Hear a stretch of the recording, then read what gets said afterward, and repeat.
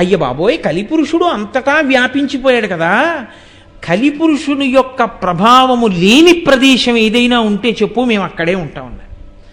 ఆయన నవ్వి నవ్వి ఓ చిన్న దర్భచక్రాన్ని తీసి విడిచిపెట్టాడు. దీని నిమి ఎక్కడ విరిగిపోతుందో, దాని ఇరుసు ఎక్కడ పడిపోతుందో అక్కడికి వెళ్ళి తపస్సు చేసుకోండి అన్నాడు. అదే నైమిషారణ్యం. అక్కడికి వెళ్ళి ఋషులు ఆశ్రమాలు నిర్మించుకుని యజ్ఞయాగాదులు చేసుకుంటున్నారు.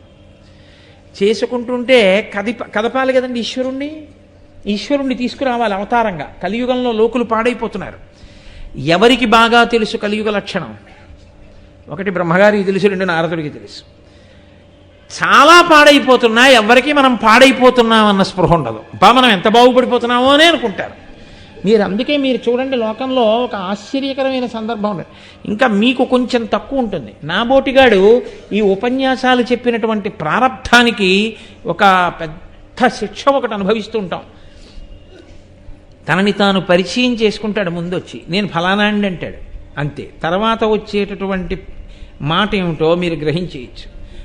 మీకు అలవాటు అయిపోతుంది. ఆయన ఏమంటాడో తెలుసా అండి? నేనండి ఇప్పటికీ వెంకటేశ్వర స్వామి వారికి అండి ఓ వెండి కిరీటం ఒకటి చేయించానండి. మా ఊళ్ళో రామాలయంలోనండి 2 మెట్లు కట్టించానండి.